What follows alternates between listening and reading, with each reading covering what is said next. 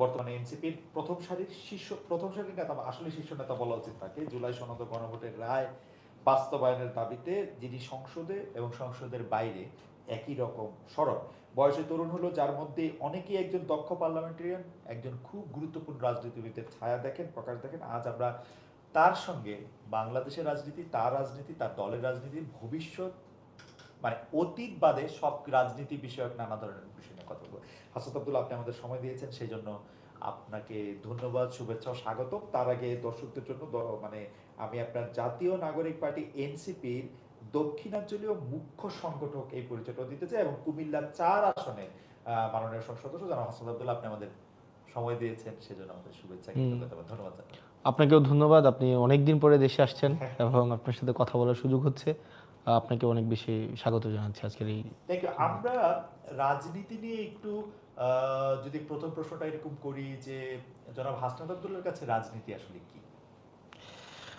রাজনীতি কি, এটা একটা আদর্শিক একটা একটা এটা হচ্ছে এটা ফিলোসফিক্যাল কোয়েশ্চেন। অনেক বছর ধরেই রাজনৈতিক কি এটার একটা সলুক সন্ধানে অনেক দার্শনিকই করেছে, প্লেটো, অ্যারিস্টটল, সবাই। তবে আমার কাছে রাজনীতি হচ্ছে যে আপনার পলিসি মেকিং প্রক্রিয়াটা, এমন পলিসি মেকিং প্রক্রিয়া যেটা ম্যাক্সিমাম নাম্বার অফ পিপলের জন্য সোসাইটিতে হচ্ছে ইতিবাচক ফলাফল নিয়ে আসে।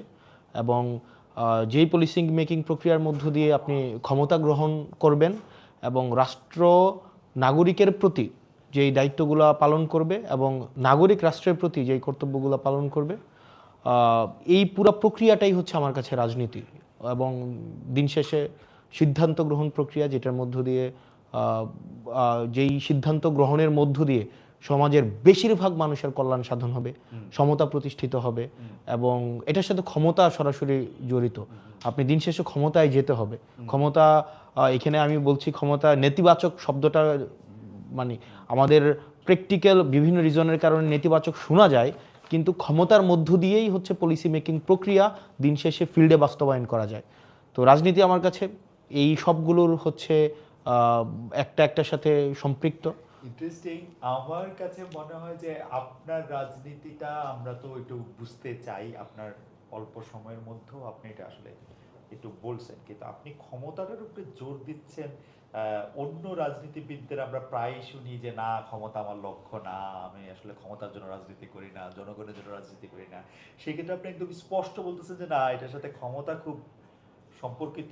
এটা আর একটু বলবেন, মানে আপনার ইউ হ্যাভ, ফর এক্সাম্পল, আপনার ভালো পলিসি আছে। আপনার রাজনীতির অনেক ধরনের রূপ হয়, যেমন সিভিল সোসাইটি হচ্ছে সে কখনোই হচ্ছে আপনার ক্ষমতায় যাবে না, কিন্তু সেও পলিসি প্রপোজ করে সোসাইটিতে, সামাজিক সম্মতি উৎপাদন করে, রাজনৈতিক সম্মতি উৎপাদন করে। পেপার পত্রিকারও এক ধরনের পলিটিক্যাল পজিশন আছে, সেও সম্মতি উৎপাদন করে। কিন্তু দিন শেষে একটা রাজনৈতিক দলের দিন শেষে সেটা অবজেক্টিভ থাকবে, সে সেটা ক্ষমতায় যাবে। ক্ষমতা বলতে বোঝাচ্ছে যে এক্সিকিউশনের তার হচ্ছে একটা ম্যান্ডেট থাকবে। একটা এক্সিকিউশনের ম্যান্ডেট না থাকলে দিন শেষে এটা হচ্ছে একটা শুধু ভার্বাল এবং পলিসি প্রপোজালের জায়গায় থাকে, দিন শেষে এটা বাস্তবায়ন ঘটবে না। সেজন্য প্রতিটা রাজনৈতিক দলের আলটিমেট অবজেক্টিভ মানুষের ম্যান্ডেট নিয়ে ক্ষমতায় গিয়ে সেই পলিসিগুলোকে বাস্তবায়ন করা। আচ্ছা, এইখানে তাহলে মানে আমি আমার মনে হয় দর্শকরাও আপনাকে বুঝতে পারছে, তাহলে এইখানে কি এরকম ভাবে প্রশ্নটা করা যায় যে জনাব হাসনাত আব্দুল্লাহ কি যথেষ্ট পরিমাণে ক্ষমতায়ন হয়েছে, নাকি ক্ষমতায় যেতে হলে, ধরেন আপনি তো এখন বিরোধী দলের এমপি, তো ক্ষমতায় যেতে হলে কি আসলে সরকারি দলের এমপি কি ক্ষমতা, নাকি বিরোধী দলের এমপিও যথেষ্ট ক্ষমতা? একটু লেজ যুক্ত করি, মানে সরকারি দলের শীর্ষ নেতা হওয়া ক্ষমতা, না সরকারি দলের ধরেন এখন ওনাদের কতটা আছে, 260-65 মনে হয়, 350, তো ওইটার একজন হওয়া ক্ষমতা। বিরোধী তো ওয়ান ফর্ম অফ পাওয়ার। বিরোধিতা করাটাও একটা এক ধরনের হচ্ছে ক্ষমতা। হ্যাঁ, আপনি ফর এক্সাম্পল আমি যদি ধরি, যেমন কিছুদিন আগে সংসদে হচ্ছে বাংলাদেশ ব্যাংক নিয়ে হচ্ছে একটা আইন প্রণয়ন করা হয় 18 ক। তো সরকার সিদ্ধান্ত নেয় যে এই আইনটা হচ্ছে প্রণয়ন করবে, যেখানে হচ্ছে আগের মালিকদেরকে, ব্যাংক মালিকদেরকে ফিরিয়ে আনা হবে এবং একটা নির্দিষ্ট পরিমাণ তারা হচ্ছে ঋণ ফেরত দেওয়ার মধ্য দিয়ে আবার মালিকানাটা সেটা আবার হচ্ছে তারা রিগেইন করতে পারবে।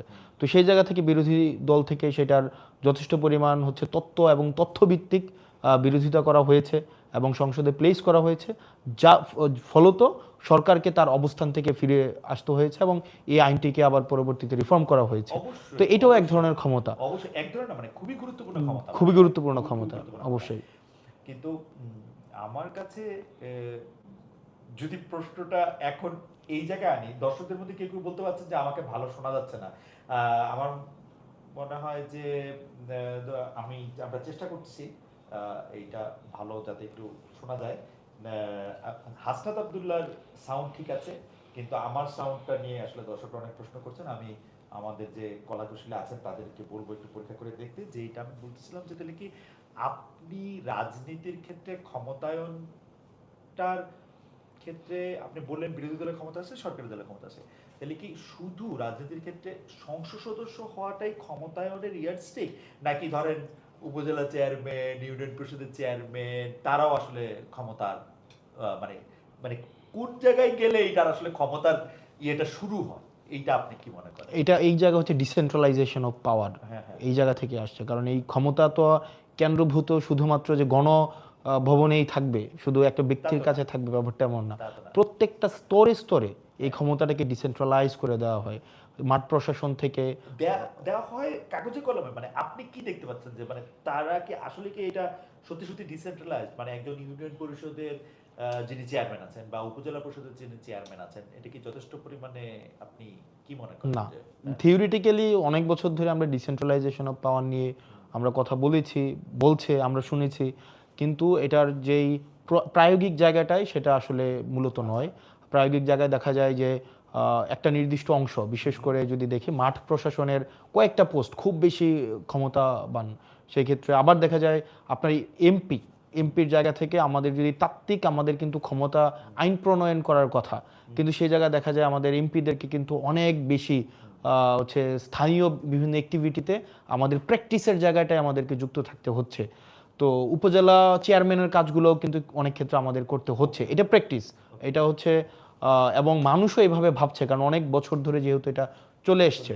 তো ডিসেন্ট্রালাইজেশন অফ পাওয়ার তাত্ত্বিকভাবে যেভাবে রয়েছে, প্রায়োগিক জায়গাতে সব ক্ষেত্রে এমন নয়।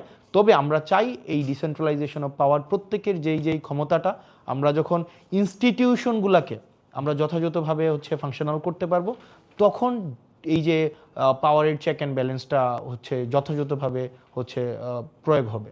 চেক এন্ড ব্যালেন্সের কথা যখন আপনি বললেন, তাহলে আপনি কি এইটা একটু বলবেন যে অনেকেই বলে থাকেন যে রাজনীতিবিদ এবং যারা ব্যুরোক্রেট আছেন, আমলা যারা আছেন, তাদের মধ্যে এক ধরনের মানে ক্ষমতার ভাগাভাগি বা ক্ষমতার প্রচার বা প্রকাশ নিয়ে এক ধরনের একটা দ্বন্দ্ব তৈরি হয়। আপনি এটি কিভাবে ফিল করেন? ধরেন যে ডিসি সাহেব, ডিএনও সাহেব ঢাকায় আসলে সেক্রেটারি সাহেবদের তো এক ধরনের ভাবে তারা মানে এক ধরনের ক্ষমতায়িত এবং রাষ্ট্রটা পরিচালনা করার জন্য তারা যেহেতু নির্বাহী বিভাগটা সেটা, তো সেই ক্ষেত্রে কি এমপি সাহেবদের বা ইউনিয়ন পরিষদের চেয়ারম্যান, উপজেলা পরিষদের চেয়ারম্যান, তাদের একটা ক্ষমতার দ্বন্দ্ব হয় বাংলাদেশে এখনকার পরিস্থিতিতে কেমন? এটা হচ্ছে যেমন আপনার দেখা যায় যে ডিসি, ইউনো, তারপর হচ্ছে এসি ল্যান্ড, তারা হচ্ছে আপনার সরকারের যে পলিসিটা, এই পলিসিটা বাস্তবায়ন করার দায়িত্বে। এই সরকারের পলিসি কিন্তু হচ্ছে সরাসরি একজন সংসদ সদস্য বা উপজেলা চেয়ারম্যান সরাসরি গিয়ে সেটা বাস্তবায়ন করবে না। সেটার জন্য সরকারের একটা হচ্ছে ফিক্সড বডি আছে, সেটা হচ্ছে আমাদের আপনি যার কথা বললেন DC, secretary, UNO, SP, OC, তারা এই কাজটা করবে। তো দেখা যায় যখন এই সংসদ সদস্য সে ক্ষমতা প্রণয়ন করতে, আইন প্রণয়ন করে এবং সেটা বাস্তবায়ন করতে যায়, তখনই কিন্তু স্বার্থের সংঘাতটা তৈরি হয়। তো এটা আমরা আমাদের জায়গা থেকে সেই দিন দিন হচ্ছে আমরা এটার ভিজিবল ডিফারেন্সটা আমরা তৈরি করার চেষ্টা করছি। আমরা প্রয়োগের জায়গায় আমরা সরাসরি কোনো ধরনের হস্তক্ষেপ যেন না হয় সেই জায়গাটা নিশ্চিত করার আমরা চেষ্টা করছি। তবে এটা অনেকদিন একটা প্র্যাকটিসের মধ্য দিয়ে, এটা যেহেতু একটা ইভ্যালুয়েশন প্রক্রিয়ার মধ্যে আছে এবং যেহেতু বিগত সরকার আপনি যদি দেখেন অনেক বেশি আমলা নির্ভর ছিল, অনেক বেশি, এখানে রাজনীতিবিদদের হচ্ছে প্রাধান্য অনেক ক্ষেত্রেই কমে গিয়েছিল। সেখানে দেখা গিয়েছে নির্বাচন প্রক্রিয়াটা যেহেতু আমলা নির্ভর ছিল, এখানে দেখা গিয়েছে নির্বাচনের আগে যদি ওই সংশ্লিষ্ট স্থানীয় মাঠ প্রশাসনের ইউনোকে, ওসি, এসপি এবং হচ্ছে ডিসিকে সেখানে এক ধরনের নিয়ন্ত্রণের একটা ব্যাপার ছিল। তো রাজনীতিবিদদের যেহেতু গ্রহণযোগ্যতা কমে গিয়েছিল, ডিসিশন মেকিংয়ে তাদের অংশগ্রহণ কমে গিয়েছিল, তখন সেখানে স্বার্থের সংঘাত তৈরি হচ্ছিল। কিন্তু এখন এই কাজগুলো কম্পার্টমেন্টালাইজ। এখানে স্পষ্টতই রাজনীতিবিদের কাজ কি, মাঠ প্রশাসনের কাজ কি, যেহেতু কম্পার্টমেন্টালাইজ হচ্ছে এবং এটা সময়ের মধ্য দিয়ে এটা হয়ে যাবে। আমরা এই যদি রেগুলারাইজেশন অফ পিসফুল ইলেকশনটা যদি আমরা এনশিওর করতে পারি যে এটা আমলা নির্ভর হবে না, এটা জনগণ নির্ভর হবে, তাহলেই রাজনীতিবিদ এবং আমলাদের মধ্যে যে স্বার্থের সংঘাত তৈরি হয় সেটা থেকে আমরা বের হয়ে আসতে পারবো। একটা তো আসলে যে আমরা, আপনি যেহেতু বলতেছেন, আমরা সবসময় বলতেছি যে স্থানীয় সরকার যারা আছেন তাদেরকে যদি আমরা শক্তিশালী না করি, তাইলে রাজনীতিবিদদের বা যারা রাষ্ট্র পরিচালনা করেন তাদের সাথে এইটা, এই চেক এন্ড ব্যালেন্সটা রাখা আসলে মুশকিল। কিন্তু আমরা দেখলাম মানে সরকারি দল এবং বিরোধী দল আপনারা মিলে উপজেলা পরিষদে সংসদ সদস্যদের বসার জায়গার অধিকার আপনারা প্রতিষ্ঠা করছেন। এমনিতেই একদিক দিয়ে সংসদ সদস্যরা হচ্ছে ওভারওয়ার্ক, আরেক দিকে সংসদ সদস্যরা হচ্ছে অনেক বেশি দায়িত্ব তারা পালন করেন। ধরেন স্কুল কলেজে, সকল স্কুল কলেজের সভাপতি, তারপরে আরো আরো আরো আরো মানে শত শত প্রজেক্টের মধ্যে আপনারা থাকেন, মানে শত শত মাহফিলের মধ্যে, মেলের মধ্যে আপনারা থাকেন। এর মধ্যে আপনারা আবার একটা বাড়তি দায়িত্ব নিলেন, কারণ ওইখানে যে আপনারা বসবেন, বসলেই দেখা যাবে যে ইওনো সাহেবের সঙ্গে, সরি, উপজেলা চেয়ারম্যান সাহেবের সাথে আপনাদের একটা মানে ব্যক্তিত্বের দ্বন্দ্ব তৈরি হয়েছে।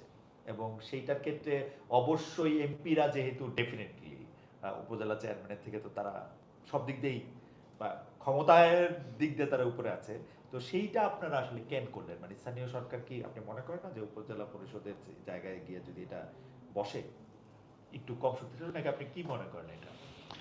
আপনারা জানেন যে স্থানীয় সরকারের যেই উপজেলা প্রশাসন, আপনার উপজেলা চেয়ারম্যান বা নির্বাচন, এই জায়গাটা কিন্তু খালি এখন।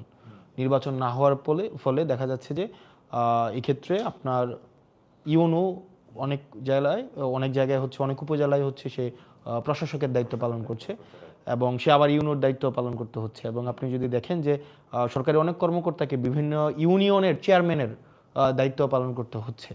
তো আমার কাছে মনে হয় এই সিদ্ধান্তটি সাথে এনসিপি নীতিগতভাবে একমত নয় যে আপনার স্থায়ীভাবে প্রত্যেকটা আপনার না স্থায়ীভাবেই যে আপনার প্রত্যেকটা, ইভেন আমরা এটা নিয়ে আমরা আলোচনা করেছি যে আমরা চাই দিন শেষে আসলে মাঠ প্রশাসনকেই আমাদেরকে, স্থানীয় সরকারকে আমাদের হচ্ছে শক্তিশালী করতে হবে।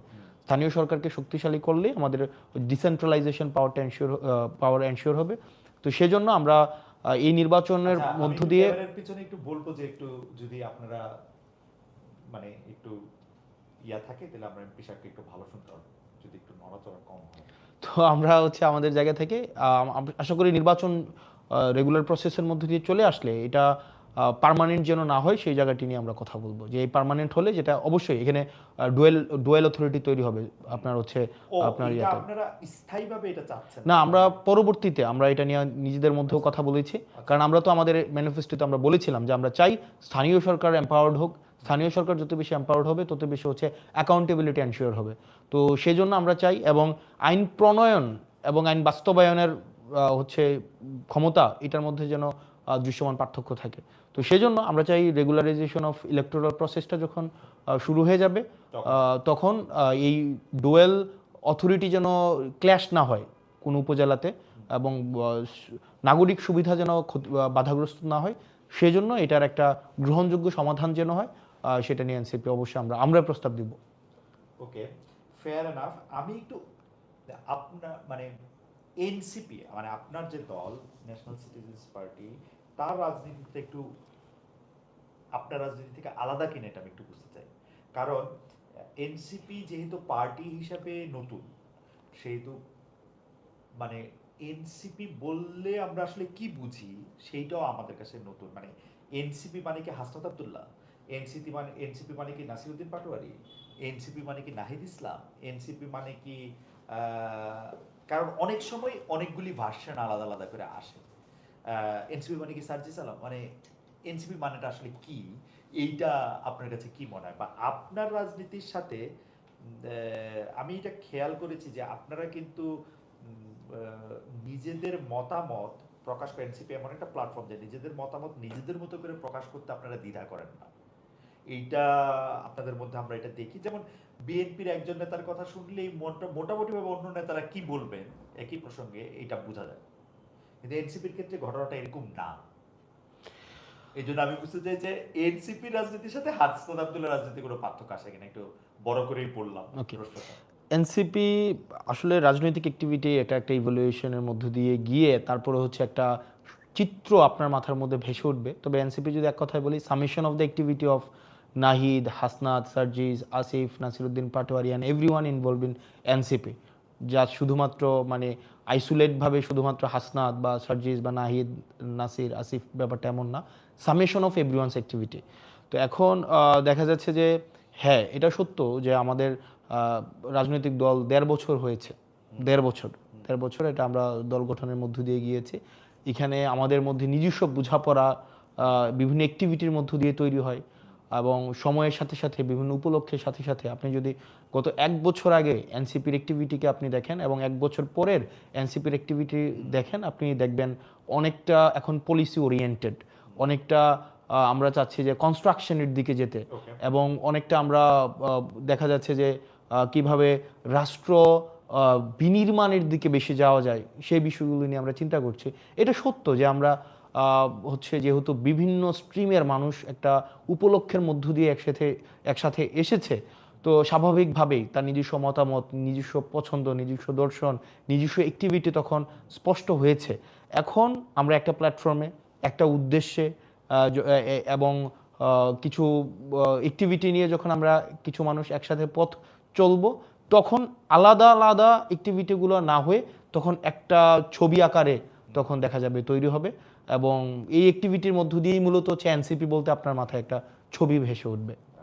এটা কি কোনো সময় কনফ্লিক্টিং হওয়ার একটা ঝামেলা আছে, মানে সম্ভাবনা আছে, মানে এমন কি হইতে পারে যে ধরেন একটা গিভেন সার্কামস্টেন্সে একটা বিষয়ে আপনার অবস্থান এরকম যে আপনি মনে করেন, যে উদাহরণ দিলে দেয়া যায় যে ধরেন মাজার, মাজারটা ভাঙা হবে কি রাখা হবে, মাজার করা কি একটা মানুষের অধিকার, নাকি কেউ কেউ যেমন বলতেছেন যেটা ইসলাম ধর্ম থেকে দূরে, সুতরাং এইটারে এরকমই হওয়া উচিত। এইসব ক্ষেত্রে আপনারা মানে ধরেন এটা তো মনে হইতেই পারে, হাসান আব্দুল্লাহ মনে হইতে পারে যে যার যার মাজার শেষে করুক। আমাদের স্পষ্ট অবস্থান মাজারের বিষয়ে, বা আরও যদি আমরা একদম ডিটেইলে আমরা যাই, যেমন কিছুদিন আগে মাজারের বিষয়টা, মাজার ভাঙা হয়েছে বিভিন্ন জায়গায়, এবং এই বিষয়ে আমরা বিরোধিতা জানিয়েছি। আমার ব্যক্তিগত জায়গা থেকে আমার ব্যক্তিগত পছন্দকে আমি সামগ্রিকভাবে চাপিয়ে দেওয়ার পক্ষে আমি না, বা আমরা না। যে পছন্দ করে সে মাঝারে যাবে, যে পছন্দ করবে সে মাঝারে, যদি অপছন্দ করবে সে মাঝারে যাবে না। কিন্তু মাঝারকে আক্রমণ করা, আরেকজনের পছন্দকে হচ্ছে আপনি রেগুলেট করা, সেন্সর করা, এই অধিকার আপনার নাই। আপনার যদি পছন্দ না হয় আপনি মাঝারে যাবেন না, আপনার পছন্দ হইলে আপনি মাঝারে যাবেন। কেউ যদি মাঝারকে পছন্দ করতে না চায় তাকে জোর করে চাপিয়ে দেওয়া যাবে না, আর কেউ যদি মাঝারে যেতে চায় আবার তাকে না যেতে বাধ্য করা যাবে না। এটা হচ্ছে আমাদের পজিশন। তো সেই জায়গা থেকে যারা মাজারপন্থী আছে তারা মাজারে তাদের যে অ্যাক্টিভিটি সেটা যথাযথভাবে পরিচালনা করার সম্পূর্ণ ইখতিয়ার তাদের আছে। আবার যারা মাজার পছন্দ করে না তাদেরকে চাপিয়ে দেওয়ার ইখতিয়ারও কারণ নেই। এটা হচ্ছে আমাদের স্পষ্ট অবস্থান, এবং সেই জায়গায় আমরা কিন্তু একদম শুরু থেকে আমরা কথা বলেছি, এবং শুরু থেকে আমরা বিবৃতি দিয়েছি, আমরা বিভিন্ন জায়গায় কথা বলেছি। ইভেন আমি আমার রাজনৈতিক আমার এলাকাতে আমি যেন মাজারের উপরে বা কোনো যারা হচ্ছে আপনার মতো করে ভাববে না, আপনার মতো করে পছন্দ করবে না, তাকে আপনি আক্রমণ করবেন, এই জায়গাটি যেন কখনো না হয়, সেই জায়গাতে কিন্তু আমরা স্পষ্টভাবে আমাদের অবস্থানটা স্পষ্ট করেছি। এখন আপনি আমাকে বলতে পারেন যে যে এটা হয়তো আপনার একটা আহ, একত্রে একটা ছবি আসে নাই, বা সবার শটটা হয়তো একত্রে আসে নাই। হ্যাঁ, সেটা হতে পারে, কিন্তু আপনার দিন যত যাবে আমাদের অ্যাক্টিভিটির মধ্য দিয়ে এই জায়গাগুলো আরো বেশি স্পষ্ট হবে। আচ্ছা, আমাদের একজন দর্শক রাজু আহমেদ রাজন, সাধারণত আপনি জানেন যে আমি যেটা একটু ক্রিটিক্যাল থাকে বা একটু নিন্দামন্দ বেশি করা থাকে সেইটা আমি পিক করি আর কি। তো সেই জন্য কিছু মনে করেন না, আগে থেকে একটু বলে নিলাম আর কি। তো উনার প্রশ্নটা আমি আপনাকে শোনাইতে চাই, কারণ আমি জানি যে এইসব বিষয়গুলো আপনি ক্লিয়ার করার আপনার নিজের থেকেই আপনার ইয়ে থাকে। তো উনি বলতেছেন, খালেদ মহিউদ্দিনের যদি সাহস থাকে হাসনাত আব্দুল্লাহকে প্রশ্ন করেন, বেকার ছাত্র থেকে তিনি কিভাবে 10 থেকে 15 কোটি টাকা খরচ করে এমপি হয়েছে, এই টাকা কোত্থেকে এসেছে, আমার জানা মতে উনার কোনো ইনকাম নেই, উনি একজন চাঁদাবাজ। আমার কাছে মনে হয় না, আপনি উত্তর দিলেই ভালো হবে, নাহলে আবার লোকে মনে করবে যে আমি।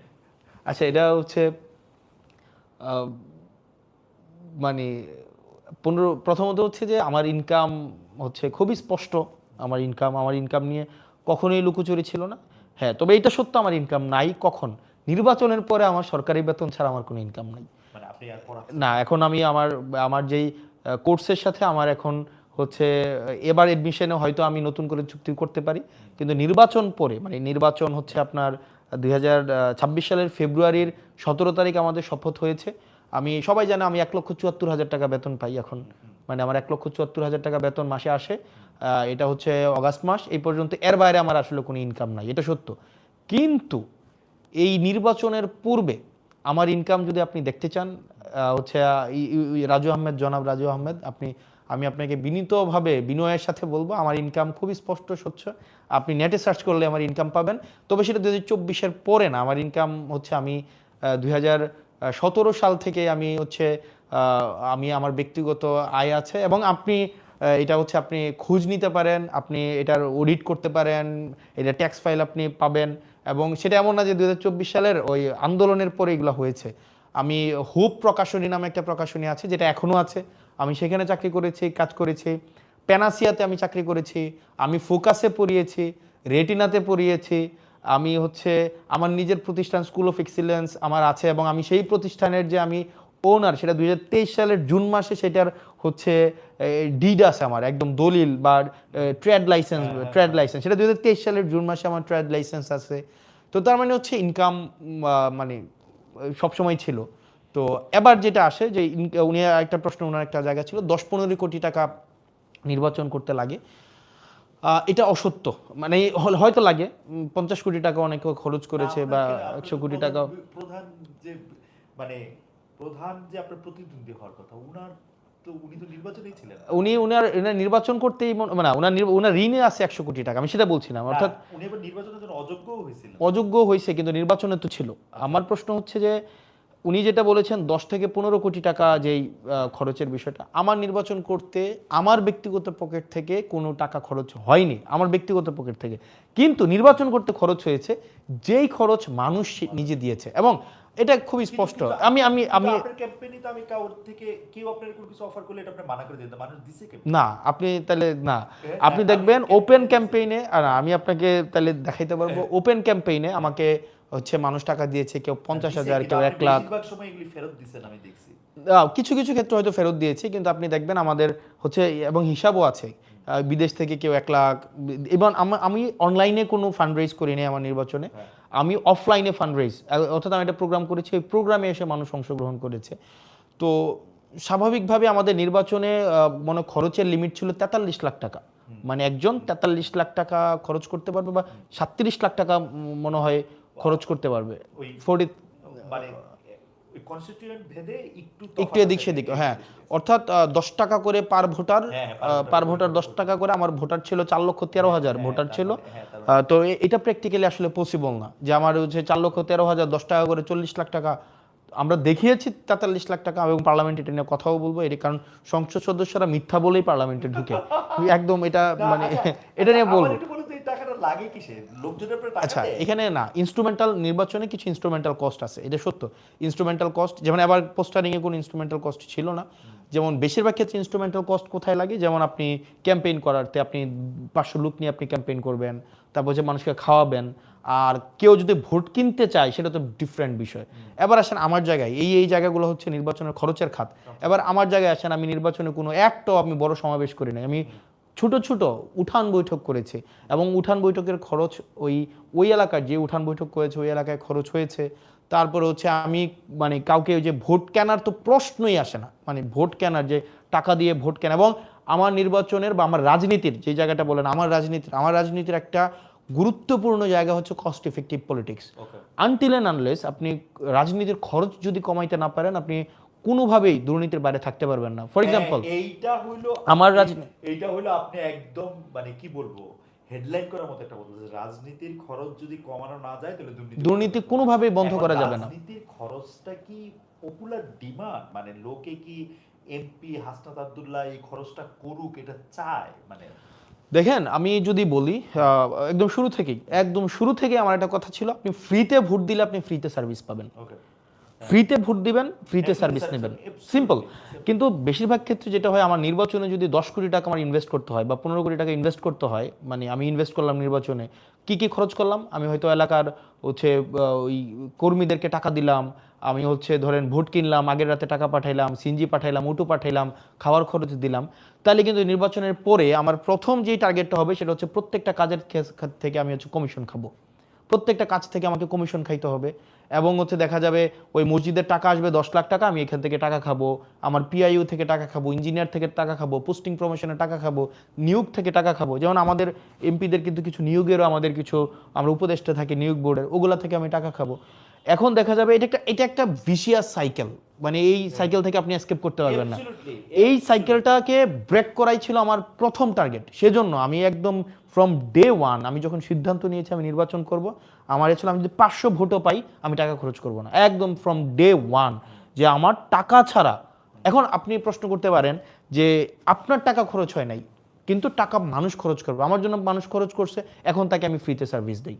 এখন আপনাকে একজন, এটার ক্ষেত্রে আপনি একটা, আচ্ছা আমার সাউন্ডটা কি ঠিক হয় নাই? এটা বাড়ান যাচ্ছে তো বাড়াই দেন। কার্ডের মাধ্যমে। আমি তো তো তো জিনিসটা হচ্ছে যে মানে দুইজনের সাউন্ড পাওয়া যাবে না একটা ইয়ার মধ্যে, মানে টেকনোলজির এই অবস্থা।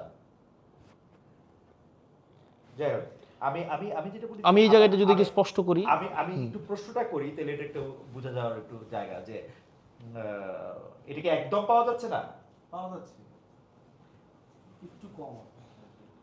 আর আমি আমার প্রশ্নটা হচ্ছে হাসান, আমি যেটা জানতে চাই যে ধরেন আপনার ক্যাম্পেইনে আমি ধইরা নেই যে অঙ্কের সুবিধার্থে 10 লাখ টাকা খরচ হয়েছে, তো সেই 10 লাখ টাকা খরচের মধ্যে আপনার একদল বন্ধু সেই 10 লাখ টাকা দিছে, আর আপনার যারা ভোটার তারা এই 10 লাখ টাকা দিছে। এখন আপনি যখন সার্ভিসটা দেন, তখন যারা আপনার দিছে তাদেরকে আপনি বেশি সার্ভিস দেন কিনা, মানে তারা আপনার বেশি ক্লোজ কিনা, বিকজ তারা তো তাদের মানে তাদের এটা করছে এটার মধ্যে। আচ্ছা ইন্টারেস্টিংলি আমি আগে বলি কি ধরনের সার্ভিস দিতে হয়। হ্যাঁ। মানে ধরেন আপনি যদি টাকা আনেন, ফর এক্সাম্পল আপনি হচ্ছেন ধামতি ইউনিয়নের, হ্যাঁ, আপনি আমাকে নির্বাচনে ফান্ডিং করলেন, 20 লাখ টাকা 30 লাখ টাকা আপনি দিলেন, তাহলে কয়েকটা সার্ভিস আপনি আমাকে দিতে হবে, আমি আপনার কাছে লায়াবল হয়ে যাব। কি কি দিতে হবে? যেমন আপনার এলাকায় গরু বাজার হবে, তখন দেখা যাবে এই গরু বাজার আপনাকে দিতে হবে আমার, তখন আপনি আমাকে ধরেন ওই আপনার এলাকায় ধরেন কোন একটা নিয়োগ হবে, কাজী নিয়োগ হবে, তখন দেখা যাবে সেইখানে আপনি হচ্ছে ইন্টারফেয়ার করার চেষ্টা করবেন। আপনার এলাকায় একটা জলমহল হচ্ছে আপনার এলাকায় হচ্ছে টেন্ডার হবে, তখন দেখা যাবে আমি সেখানে লায়াবল হব। এখন প্রশ্ন হচ্ছে আমি কি এই ধরনের কোনো ব্যক্তি থেকে টাকা এনেছি কিনা, তাদেরকে এই সুযোগটা দিয়েছি কিনা? উত্তর হচ্ছে না। অর্থাৎ কোনো একটা নির্দিষ্ট ব্যক্তি আমাকে 50 লাখ টাকা দিবে, 20 লাখ টাকা দিবে, 10 লাখ টাকা দিবে, এবং সেটা হচ্ছে কি যে, এবং সেটা হচ্ছে একদম আপনার আর আমার নিজস্ব বোঝাপড়া থাকবে, বিষয়টা এমন না। আমাকে যদি মানুষ টাকা দিতে চেয়েছে সেটা প্রকাশ্য দিবালোকে সবার সামনে যে আমি টাকা দিতে চাচ্ছি, অন কন্ডিশন যে আমি আপনার কাছে অ্যাকাউন্টেবল না, এবং এর বিনিময়ে আমি আপনাকে কিছু দিতে পারবো না, এবং এটা দেবিদ্বারে সবাই জানে। মনের মধ্যে একটা ইয়া থাকে না যে এখন ইয়েস, এটা থাকবে কখন? এটা থাকবে কখন? যখন আপনি তার সাথে কোনো ধরনের সিক্রেট কোনো আন্ডারস্ট্যান্ডিং এ যাবেন। আচ্ছা, secret এ যেমন যেহেতু এটা প্রকাশ্যে, এবং এটা যে আমি আপনাকে টাকা দিবেন, এটা হচ্ছে যদি দিয়েছেন নির্বাচনে, এবং আমাদের একটা কমিটি ছিল, আমাদের কমিটি ছিল, এবং এই টাকা আমরা সরাসরি কোনোভাবে ইয়া করি নাই।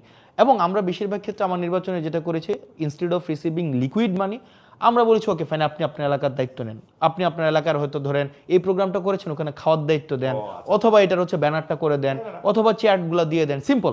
এখানে আমার ব্যক্তিগতভাবে বা আমার পার্টি ব্যক্তিগতভাবে ফ্রম ডে ওয়ান আমরা চেষ্টা করেছি রাজনীতিটাকে হচ্ছে আপনার টাকার বাইরে নিয়ে আসা। আদারওয়াইজ আমি যদি ধরেন টাকা নিতাম, তাহলে এখন কি হইতো, সামনে নির্বাচন আছে, আপনাকে আমার মনোনয়ন দিতে হইতো, গরু বাজার দিতে হইতো, আপনাকে আমার হচ্ছে জলমহল দিতে হইতো, আপনার বাড়ির রাস্তা পাকা করে দিতে হইতো, কাজী নিয়োগে আপনাকে প্রাধান্য দিতে হইতো। এখন দেবিদ্বারে সবাই জানে যে আমি কারো কাছে অ্যাকাউন্টেবল না, একজনের কাছেও না, কারণ আমি যেহেতু কারো কাছ থেকে টাকা নিয়ে নির্বাচন করি নাই, সুতরাং আবার টাকা নিয়ে যদি টাকা কেউ খরচ করে থাকে আমি তাকে এমন কোনো মানে শর্ত দেই নাই, কমিটমেন্ট দেই নাই যে আপনি আমাকে টাকা খরচ করেন আমি আপনাকে ফেরত আমি দেব। মোটামুটি ভাবে যতদিন থেকে সাংবাদিকতা করি, মানে এই 28 বছর ধরে, তখন বেশিরভাগ ক্ষেত্রেই দেখেছি যে কর্মী আর কর্মচারীর মধ্যে তফাৎ নাই। কেউ কোনো কোনো রাজনীতিবিদ বলতেছেন যে এরা আমার কর্মী হইলো, এরা আচরণ করতেছেন হচ্ছে কর্মচারীর মতো, যে একটা টাকা চাচ্ছেন, একটা বেতন চাচ্ছেন। এটা খুবই ফ্রাস্ট্রেটিং লাগে, কারণ আমি যখন কোনো একটা আমার পলিটি থেকে কেউ একটা টাকা নেয়, আপনার কথাটাতে আমি আরো বেশি এটা প্রমাণ পেলাম, মানে আপনি তো টাকাটা নিজের পকেট থেকে দিবেন না, নো, আপনি পলিটির টাকাটাই কিন্তু আবার ট্রু নিবেন। ট্রু। আপনি টাকাটা নিবেন এবং যে কোনো নেয়া দেয়ার ক্ষেত্রেই আপনি যদি 5 টাকা উনাদেরকে দেন, আপনি আসলে 15 টাকা উনাদের থেকে নিয়ে নেবেন। তো সেইটা উনাদের জন্য কিন্তু আসলে সস্তা পড়ে যদি উনারা এবং টাকাটা এটা এক ধরনের প্রায়োরিটি ইনভেস্টমেন্ট, আপনাকে ইনভেস্ট করছে, রাইট। আপনি হচ্ছে কেউ অনার চায়, কেউ পদ চায়, কেউ টাকা চায়, আপনি কোন ফর্মে, 3টা ফর্মে হচ্ছে আপনি ফেরত দিবেন। কেউ তো হয়তো আপনি তাকে সম্মান দিয়ে কোনো একটা পদ দিবেন, অথবা তাকে কোনো ফর্মে তাকে হচ্ছে অ্যাকোমোডেট করবেন, অথবা তাকে কোনো একটা ব্যবসাপাতি দিবেন। আপনি আমার দেববিদ্যালয়ে খোঁজ নিতে পারেন, এটা যেহেতু পাবলিক প্রোগ্রাম সবাই জানে এবং এখন অ্যাক্সেস টু ইনফরমেশন সবার কাছে আছে, প্রশাসনিক ট্রান্সপারেন্সি আছে, আপনি দেখবেন আমি কোনো বিষয়ে মানে সব কিছু, এটা পলিসি যেটা হওয়ার কথা ওভাবেই হবে, যে কেউ আমরা টেন্ডার ম্যানিপুলেশন করতে যাওয়া, কাউকে নির্দিষ্টভাবে কাজ দিয়ে দেওয়া, এই বিষয়গুলোর আমি এগুলার আমার কোনো কিছু লাইবিলিটি নাই। ইভেন আমার কর্মীদের কাছেও আমি কোনো কমিটেড না যে আপনি যেহেতু আমার জন্য নির্বাচনে, যেমন আমি হচ্ছে নির্বাচনের ইমিডিয়েট পরপরই আমি একটা প্রবলেম ফেস করি, সেটা হচ্ছে যে আপনার দুইজন লোক আসে যে তার মেয়ে হচ্ছে এসএসসিতে ফেল করেছে, তো তার ফর্ম ফিল আপটা যেন আমি টেস্টে ফেল করেছে, তার ফর্ম ফিল আপটা করার জন্য যেন আমি হচ্ছে হেডমাস্টারকে বলে দিই। তো আমি বললাম এটা কেন বলবো, কারণ স্কুলের তো নিয়ম আছে, ফেল করলে তাকে অ্যালাউ করবে না। তখন উনি বললো আমি তো আপনার জন্য নির্বাচনে কাজ করছি। তা আমার প্রশ্ন হচ্ছে যে আমি তো আপনাকে এই কমিটমেন্ট দেই নাই যে আপনি আমার জন্য নির্বাচনে কাজ করলে আপনার মেয়ের ফর্ম ফিল আপ আমি ফেল করলেও করাই দিব। বরং এটা হইতে পারতো যে কিছু টাকা যদি আপনি দিতে পারছেন না, 10,000 টাকা হয়তো ফর্ম ফিল আপ, এক্ষেত্রে তো আমরা রিকোয়েস্ট করতে পারতাম। এটা আমাদের একজন জনপ্রতিনিধি হিসাবে এটা আমাদের একটা মানে এই যে পজিটিভ ভাবে অ্যাপ্রোচ করার, এটা অন্তত আপনি এক্সপেক্ট করতে পারেন আমার কাছ থেকে। তো সবাই এই এক্সপেকটেশনটা করে, তবে আমি এই জায়গাটা আস্তে আস্তে এটার লাগাম টানার চেষ্টা করছি, কারণ জনপ্রতিনিধি থেকে আপনি যত বেশি এক্সপেকটেশন রাখবেন, আনফেয়ার এক্সপেকটেশন, যেমন কিছুদিন আগে আমার এলাকায় একটা কাজী নিয়োগ হয়েছে, কাজী নিয়োগে সবার একটা প্রত্যাশা ছিল যে কাজী হয়তো আপনার দেখা যাবে বিভিন্ন দল থেকে তদবির আসা শুরু হয়েছে, কিন্তু আমরা আমাদের জায়গায় রিজিড ছিলাম যে যে পরীক্ষায় ভালো করবে, ভাইবাতে ভালো করবে, আমরা তাকেই হচ্ছে নিয়োগ দিব। তো ভাইবাতে যে ভালো করেছে 10 জন। কাজী নিয়োগের অথরিটি কে? কাজী নিয়োগের একটা বোর্ড থাকে, 5 জনের বোর্ড। এখানে যিনি সংসদ সদস্য থাকে তিনি থাকেন উপদেষ্টা, তারপরে ইউনু থাকেন, সাব রেজিস্ট্রার থাকেন। শেষ পর্যন্ত কি এমপির কথাতেই আসলে মানে ফাইনাল? এখানে যেহেতু আপনি যেটা বললেন এমপি কি আসলে ফাইনাল? এটা দিতে পারেন, হ্যাঁ, হায়ারার্কি যেহেতু দেখেন আপনি স্বাভাবিকভাবে আপনার ওয়ারেন্ট অফ প্রেসিডেন্সি আমি 13, একজন ধরেন এখানে একজন ইউনু যিনি আছেন, হ্যাঁ, উনি স্বাভাবিকভাবে ওয়ারেন্ট অফ প্রেসিডেন্সের নাই। তো এখানে ভাইভা বোর্ডে কে কে আছেন, একজন ইউনু থাকেন। আমি এমনি জানতে চাইছি প্র্যাকটিসটা হচ্ছে কি, ধরেন ওয়ারেন্ট অফ প্রেসিডেন্সি একজন অ্যাসিস্ট্যান্ট জজও নাই, হ্যাঁ, কিন্তু অ্যাসিস্ট্যান্ট জজের যে ক্ষমতা আছে সেটা আবার এমপি সাহেবেরও নাই, ট্রু। কারণ উনি বিচার করেন। আবার জুরিসডিকশন যদি আপনি চিন্তা করেন, একজন থানার ওসির যে জুরিসডিকশন সেটা একজন আইজির নাই, ট্রু।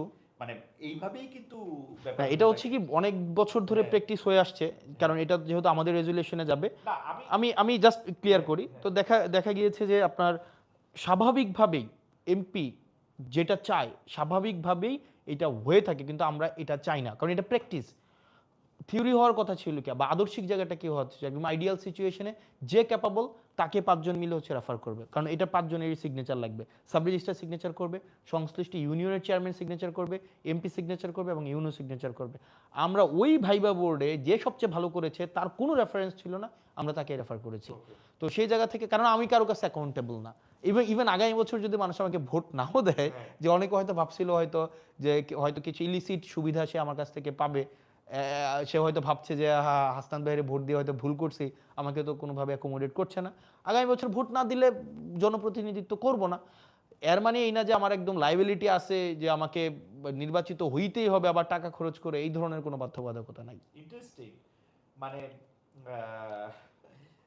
আমি একটা জিনিস চিন্তা করতেছিলাম যে ধরেন আপনার কাছে যদি, আপনি একজন এমপি হিসাবে আপনার কাছে যদি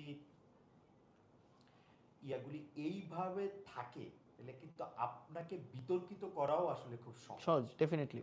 কারণ বাংলাদেশের মতো জায়গায় আপনি যাকেই নিয়োগ দেন, আপনি যতই ভাইবা নিয়ে নিয়োগ দেন, at the end of the day যদি এটা আপনার কারণেই তো আপনার এই জাল থেকে বাইরে হয়ে আসা উচিত। হ্যাঁ, এটা বিষয়টা হচ্ছে কি, সবাই ধরেন আপনার কাছে দুইজন বিবাদমান পক্ষ আসলো, তো দুইজনের পক্ষেই তো আপনি রায় দিতে পারবেন না। হ্যাঁ, আপনি দুইজন বিবাদমান পক্ষে আসলে আপনি যে কেউ একজনের পক্ষে দেবেন, একজনের বিপক্ষে যাবে। যার বিপক্ষে রায়টা যায় সে মনে করে যে এক্ষেত্রে হয়তো সংশ্লিষ্ট ব্যক্তি হচ্ছে কম্প্রোমাইজড, মোরালি কম্প্রোমাইজড। তো এটা বাংলাদেশের একটা নেচার। তো এই জায়গা থেকে আমাদের দিন দিন বের হয়ে আসতে হবে আর কি। ওকে। আমি তাহলে আবার একটু এনসিপি রাজনীতিতে একটু ফিরে আসি। এনসিপি নিজেকে হচ্ছে সেন্ট্রিস্ট, অর্থাৎ মধ্যপন্থী রাজনৈতিক দল মনে করে, কিন্তু আমরা দেখতে পাই যে বাংলাদেশের রাজনীতি যেরকম মানে বাংলাদেশের রাজনীতি যেরকম, আপনি আপনার যেটা পছন্দ না সেইটার পক্ষে বা বিপক্ষে মানে আপনি খুব সাংঘাতিকভাবে রিয়েক্ট করেন। যেমন আমি উদাহরণ দেই, লেটেস্ট উদাহরণটা হচ্ছে এনসিপির প্রধান নাহিদ ইসলাম কয়েকদিন আগে, 2-3 দিন হবে মনে হয়, আহ, আহ, রবীন্দ্রনাথ ঠাকুরের স্মরণ করে তিনি একটি স্ট্যাটাস দিয়েছেন। সাধারণই স্ট্যাটাস, মানে ওটার মধ্যে অনেক বেশি কথা ছিল তাও না। ওইটাতেও আমরা দেখছি যে মানুষজন খুবই খুবই খুবই মানে নেগেটিভ রিয়াকশন, যে মানে এইটার কারণ কি বলে আপনি মনে করেন? মানে মানে বাংলাদেশের মানুষ এরকম প্রান্তীয় মান দ্বারা এত প্রভাবিত কেন? এখানে ধরেন স্বাভাবিকভাবে সামগ্রিক মানুষের মনোভাব নিয়ে রাজনীতি চলবে না। রাজনীতি মানুষের মতবাদকে হচ্ছে একদিকে নিয়ে যাবে। আপনি যদি সবসময় মানে মেজরিটি মাইনরিটি দিয়ে সবকিছু, অনেক সময় একটা মেজর একটা অংশ হচ্ছে ভুল পজিশন নিতে পারে, আবার অনেক সময় মাইনর একটা অংশ হচ্ছে সঠিক পজিশন নিতে পারে। তো সেক্ষেত্রে মানুষ হচ্ছে একটা নির্দিষ্ট অবস্থানে রিয়েক্টিভ হওয়া মানেই যে এটাই আবার সামগ্রিক সমাজের চিত্র, বিষয়টা এমন না। তো হচ্ছে আপনি ম্যাক্সিমাম মানুষ নাহিদ ইসলামের হচ্ছে একটা পলিটিক্যাল পজিশনকে রিয়েক্ট করেছে, প্রতিক্রিয়া জানিয়েছে। এর মানেই যে নাহিদ ইসলামের অবস্থানটা ভুল, কি বিষয়টা কিন্তু এমন না। মাঝে মাঝে এমন হতে পারে যে মানে পলিটিক্যাল রাইট পজিশনটা খুব কম মানুষই মাঝে মাঝে নেয়, আবার বেশিরভাগ মানুষও হইতে পারে যে পলিটিক্যালি রং পজিশন নিয়েছে বা নিচ্ছে। মনে হয় টেকনিক্যাল একটা ইস্যু হচ্ছে না? আমার মনে হয় যে মাইকটা কাজ করতেছে না। কাজ করতেছে? এত দর্শকের অসুবিধা কেন হচ্ছে? মানে এটা প্রতিদিন এই জিনিসটা কেন হবে? আর এইখানে এত মানে মানে আমি লাইভে আছি, তারপর আমি কইতে বাধ্য হচ্ছি যে এখানে এত নড়াচড়া করার দরকারটা কি? সরি। আচ্ছা, আমি মানে শোনা কি যাচ্ছে? আপনার সাউন্ডটা একটু কম আসতেছে, বাইকটা ঠিক আসছে। সাউন্ড কম আসতেছে না শোনা যাচ্ছে না?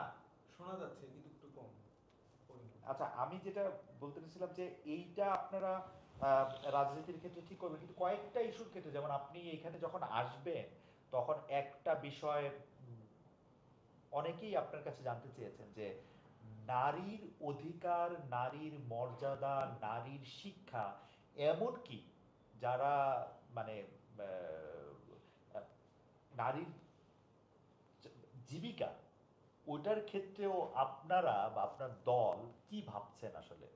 মানে এটা কি কোনো একটা স্পেশাল কোনো কিছু? যেমন অনেকে এরকম বলেন যে নারীদের আর পুরুষদের আলাদা শিক্ষা কার্যক্রম অংশগ্রহণ করা উচিত। বর্তমান ব্যবস্থাপনায় নারীদের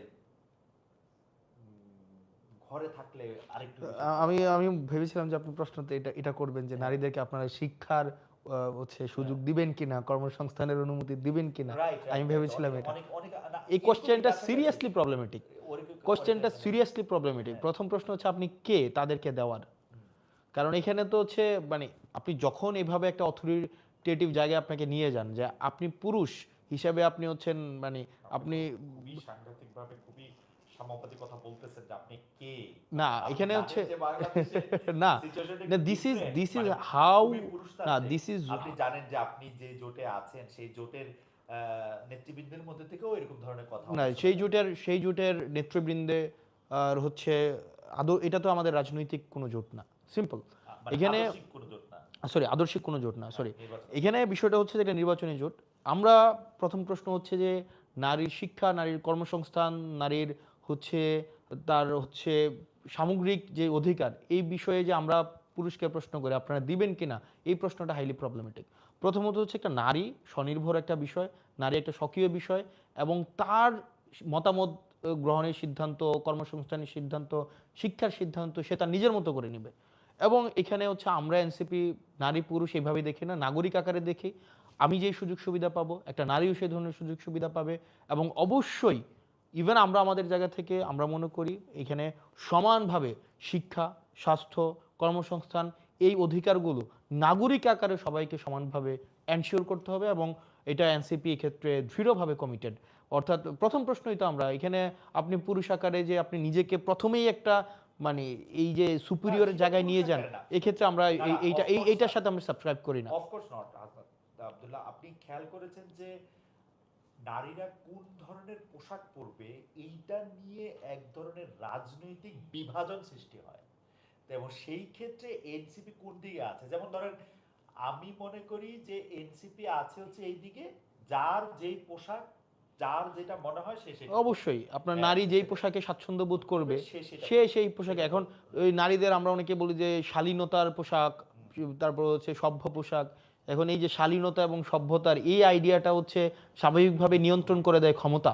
আপনার যদি ধরেন আমি একটু কনজারভেটিভ মাইন্ডের হই, আমার ক্ষমতা, আমি যদি ক্ষমতা একই সাথে সাথে ক্ষমতাবান হই, তখন আমার শালীনতার সংজ্ঞাও চেঞ্জ হয়ে যাবে, সভ্যতার সংজ্ঞাও চেঞ্জ হয়ে যাবে। Absolutely. তো সেজন্য আমরা মনে করি এই শালীনতা, সভ্যতা, ভব্যতা এগুলির সাথে যেহেতু ক্ষমতা সরাসরি হচ্ছে সম্পর্কিত, তা আমরা আমাদের জায়গা থেকে মনে করি নারী সে যেটাতে স্বাচ্ছন্দ্য বোধ করবে, তার কাছে শালীনতার সংজ্ঞা যেটা, তার কাছে সভ্যতার সংজ্ঞা যেটা, ভব্যতার সংজ্ঞা যেটা, সে এটা তার নিজের মতো করে ইন্টারপ্রেট করে সে সেভাবে বিচরণ করবে। এখন প্রশ্ন হচ্ছে এটা কে গ্রহণ করেছে বা কে করে নাই, এই অনুযায়ী যদি সে সিদ্ধান্ত নেয় সেটা তার ব্যক্তিগত সিদ্ধান্ত। Fair enough. আরেকটা বিষয় নিয়ে কথা হয় যে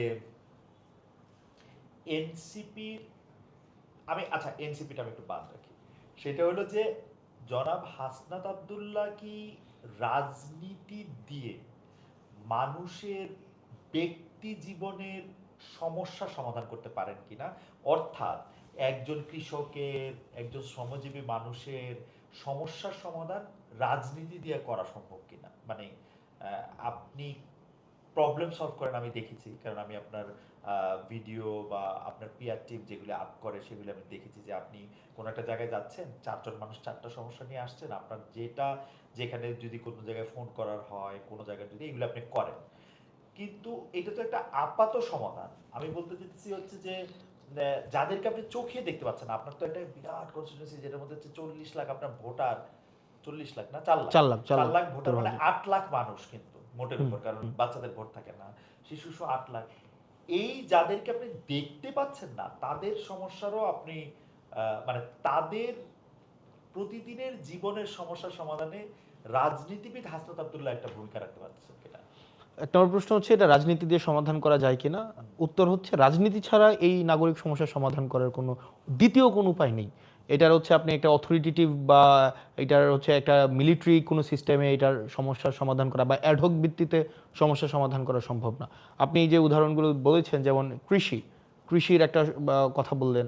ধরেন কৃষিতে এখন হচ্ছে আপনি যদি সারের দাম 1350 টাকা, টেকনিক্যালি কি মানে ইজ না, দেয়ার এনি না, ইস্যু ইউ আর ফেসিং? না, আপনি আপনি আপনি ঠিক আছেন। ওকে, যেমন আমার আমার ইয়াটা একটু আস্তে শুনুন। ওকে, যেমন ধরেন এখন কৃষকের সার 1350 টাকা, এটা হচ্ছে কিনতে গেলে লাগে 1800 টাকা। এই মাঝখানে একটা মধ্যস্বত্বভোগী একটা তৈরি হয়েছে, সিন্ডিকেট তৈরি হয়েছে।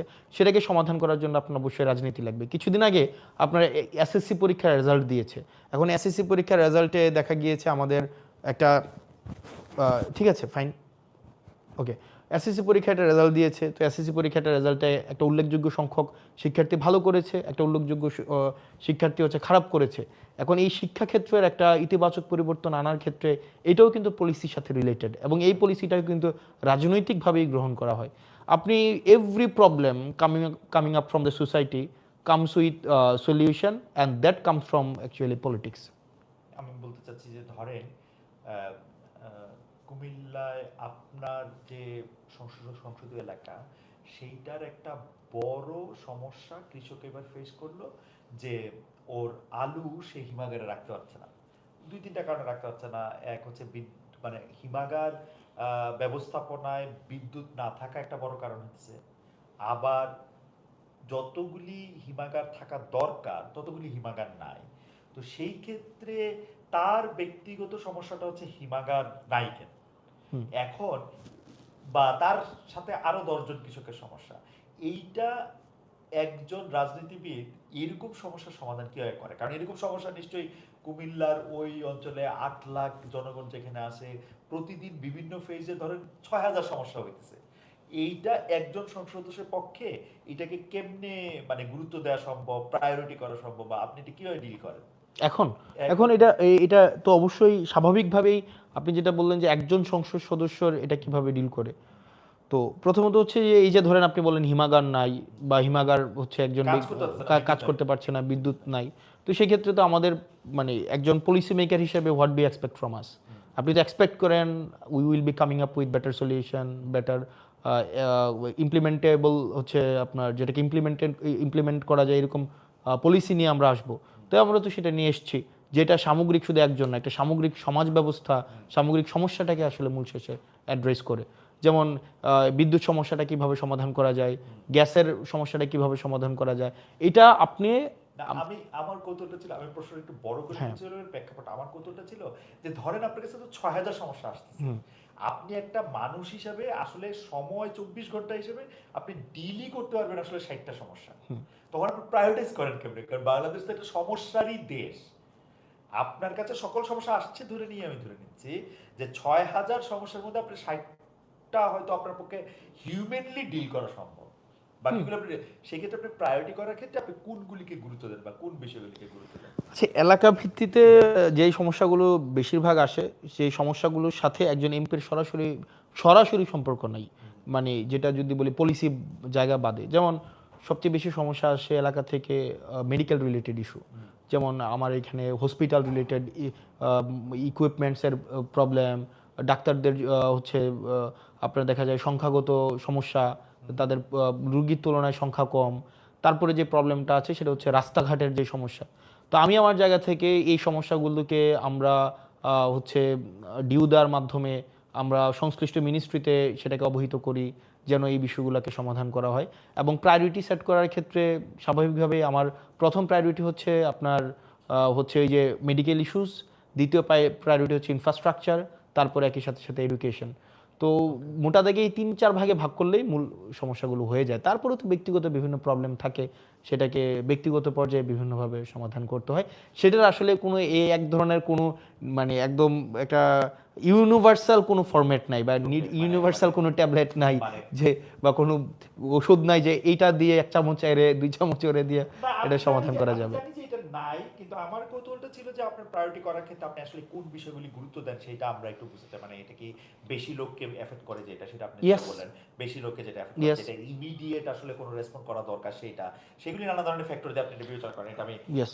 এটা আমি পরিষ্কার, এটা আমি পরিষ্কার হলাম। আচ্ছা, আমার এটা আজকে শেষ প্রশ্ন, কিন্তু সেটা একটু ভূ রাজনৈতিক এবং আমাদের রিজিওনাল পলিটিক্স এবং রিজিওনাল মানে এটা কেন্দ্রিক। আমরা আসলে ভারত যেহেতু এইখানকার সবচেয়ে বড় দেশ, তো আমরা কিন্তু ভারতকে এক ধরনের বিগ ব্রাদার রোল প্লে করতে বা বিগ ব্রাদার রোলের ইন্টেনশন করতে দেখি, এবং ভারতের কিন্তু নানা ধরনের পলিসির মধ্যে, policy towards in and out পিপলের মধ্যে তাদের নানা ধরনের ঝামেলা আছে। কিন্তু আমরা যখন ইতিহাসের পাতায় ধরেন আজকে থেকে 30 বছর 40 বছর পরে যখন ইতিহাস লেখা হবে, আমরা কোথায় ভারতের কাছে মনে হয় যে হেরে যায়, সেটা হচ্ছে যে দেখেন ইতিহাস যখন 47-এর পরে ভারতের যত পার্সেন্টেজ সংখ্যালঘু ছিল, সেই একই পার্সেন্টেজ বা কিছুটা কিছু কিছু জায়গায় খানিকটা বেশি হইলেও আছে। পাকিস্তানে এই সংখ্যা প্রায় শূন্যের কাছাকাছি চলে আসছে, 3 না 2%, মানে সংখ্যালঘু 2 বা 3%। বাংলাদেশে 20%, মানে ওইখানে 20%-এর মতো ছিল, 2 বা 3% হয়েছে। বাংলাদেশে 20% ছিল, সেটা 8% হয়েছে। আমরা আমাদের যারা মাইনরিটি, আমরা যাদেরকে বলতেছি, তারা আমাদের দেশ ছাইরা যাচ্ছে কেন আসলে, মানে এইটার যুক্তিটা কি? যাচ্ছে তো, এটা তো ঠিক, তাই না? এখন এটার হচ্ছে কি ধরেন আমার প্রশ্নের জায়গাটা হচ্ছে আমার কাছে স্পষ্ট না, মানে ধরেন আপনি মানে আমি বলতেছি যে আমরা মাইনরিটিদের টেক কেয়ার করতেছি না বা অত্যাচার করতেছি যেভাবে আমরা বলি, তখন পাশাপাশি কে আমরা করতেছে, ইন্ডিয়াকেও দেখি। কে আমরা করতেছে, মানে আমরাই আমরা যারা করতেছি। আমরা যারা সংখ্যাগুরু তারা হ্যাঁ, মানে ইন্ডিয়াতেও আমরা দেখতেছি যে ইন্ডিয়াতে সংখ্যাগুরু সংখ্যালঘুর উপর কিন্তু অত্যাচার করতেছে। নানা রকম খবরই তো আমরা পাই, কিন্তু ইন্ডিয়াতে কিন্তু আমরা মাইগ্রেশন অফ মাইনরিটিস আমরা দেখি না। বাংলাদেশে পাকিস্তানে মাইগ্রেশন অফ মাইনরিটিসটা এভিডেন্ট কেন? মানে নাম্বার ওয়ান minorities হচ্ছে কেন? প্রথমত প্রশ্নটার মধ্যে যে আমরা সংখ্যালঘুদের অত্যাচার করছি, এই যে একটা মানে ধরে নেওয়া, এই যে প্রিজাম্পশন, সংখ্যা কেন কমতেছে সেই এই জায়গায় যে ধরে রাখা। প্রিজাম্পশন, এটা হচ্ছে যে মেজরিটি মাইনরিটির উপর অত্যাচার করেছে, এটার সাথে আমি এগ্রি না, মানে এটার সাথে আমি এগ্রি করি না। কারণ আপনি যদি দেখেন ইভেন সবচেয়ে মেজর ইভেন্ট একদম রিসেন্ট পাস্টে যে মেজর ইভেন্ট হয়েছে 2024-এ, এবং সেই ক্ষেত্রে অনেকেই একটা বড় একটা অংশ তারা অ্যাসোসিয়েট করে যে হচ্ছে এখানের মাইনরিটি কমিউনিটি হচ্ছে একদম আহ, একদম ইন্ডিয়াকে বেনিফিটেড করার জন্য, ফেসিলিটেট করার জন্য আওয়ামী লীগকে সবসময় হচ্ছে আওয়ামী লীগের থ্রুতে সেটা করেছে। এই ফ্রেমিং এস্টাবলিশ থাকার পরেও আপনি দেখবেন যে 2024-এর রিসেন্ট পাস্টেও এই ঘটনার পরেও, জুলাই প্রেজিংয়ের পরেও মাইনরিটিকে প্রোটেক্ট করার জন্য বাংলাদেশের প্রত্যেকটা জায়গায় যথেষ্ট পরিমাণ হচ্ছে প্রোটেক্টিভ শিল্ড নেওয়া হয়েছে, এবং এটা কোনো স্টেট পর্যায় থেকে নেওয়া হয়েছে, সামাজিকভাবে নেওয়া হয়েছে। আপনি সামাজিকভাবে যথেষ্ট পরিমাণ সাম্প্রদায়িক সম্প্রীতি আছে, যথেষ্টভাবে বাংলাদেশের যে কোনো পর্যায়ে আপনি যান আমি একটা আছে। এখন আপনি যদি বলেন ফিয়ার ফ্যাক্টর এখানে যদি কাজ করা হয়, আমি মনে করি আমার জায়গা থেকে, আমার এক্সপিরিয়েন্স থেকে, আমাদের ডোমেস্টিক কোনো ফেয়ার ফ্যাক্টর তৈরি করা হয় নাই মাইনরিটিদেরকে দেশ ছেড়ে চলে যাওয়ার জন্য। বরং এক্ষেত্রে হচ্ছে একটা এক্সটার্নাল ফেয়ার ফ্যাক্টর তৈরি করা হয়েছে, এবং এটা হচ্ছে আপনি দেখবেন আওয়ামী লীগ সবসময় এর ফেয়ার ফ্যাক্টরটা তৈরি করেছে কি মাইনরিটি কেবলমাত্র আওয়ামী লীগের কাছে নিরাপদ। না, সেটা তো আপনি রাজনীতির কথা বলতেছেন। আমি না, একটা এটা ফ্যাক্ট বলি, আমি হ্যাঁ, আপনাকে ফ্যাক্ট বলি। আমি আপনি দুইজনই তো ধরেন আমার দাদা বাড়ি নানা বাড়ি কুমিল্লায়, আপনি কুমিল্লায় আপনারই বাড়ি মানে আপনি থাকছেন এখানে, আমি যেহেতু থাকছি না সেহেতু ধরে নিচ্ছি আর কি, বা বলতেছি কুমিল্লায় একটা কথা বলা হইলো যে মন্দিরে গিয়ে একজন কোরআন কোরআন, শরীফ হ্যাঁ। রেখে আসছে। মন্দিরে গিয়ে একজন কোরআন শরীফ রেখে আসছে, কে রেখেছে, কেন রেখেছে, কি কারণে রেখেছে, ওর কোনো আলাপের মধ্যে না গিয়েও আমরা সারা বাংলাদেশের বিভিন্ন জায়গায়, রংপুরে, নোয়াখালীতে, ফেনীতে, মানে যেটাকে বলে হচ্ছে গৃহ দেবতা, মানে ওর ঘরে যে ওরা ওনারা পূজা করেন বা প্রার্থনা করেন, ওইটা গিয়ে ভাইগা দিয়ে আসা হইতেছে বিভিন্ন জায়গায়। আপনি ফিয়ার ফ্যাক্টরটাকে ডোমেস্টিক কেন বলতেছেন না? এটা তো কেউ কেউ কেউ এটা অ্যারেঞ্জ করে না। না, এখন দেখেন মানে এবং আপনি এই সোসাইটিতে ঘটনাটা- এই ইভেন্ট, হ্যাঁ। সোসাইটিতে ধরেন আপনি স্বাভাবিকভাবেই প্রত্যেকটা ধর্ম, আপনার এখানে মাইনরিটি যারা আছে, সংখ্যাগত মাইনরিটি, এখানে প্রত্যেকেই বাংলাদেশী হিসাবে আমি দেখতে চাই। এই যে মেজরিটি মাইনরিটি সংখ্যাগত জায়গা থেকে আমরা হচ্ছে এইভাবে বিভাজনটা করি, প্রত্যেকেই বাংলাদেশি। যারা নিজেদেরকে বাংলাদেশি মনে করে না টু আস, তারা হচ্ছে মাইনরিটি। কিন্তু হিন্দু সংখ্যাগত কম বলে হিন্দুদেরকে মাইনরিটি হিসেবে যেভাবে ফ্রেমিং করা হয়, বৌদ্ধদেরকে মাইনরিটি হিসেবে যেভাবে ফ্রেমিং করা হয়, পাহাড়িদেরকে মাইনরিটি হিসেবে ফ্রেমিং করা হয়, আমরা এইভাবে দেখতে চাই না। আমরা আমাদের থেকে এইভাবে দেখতে চাই না।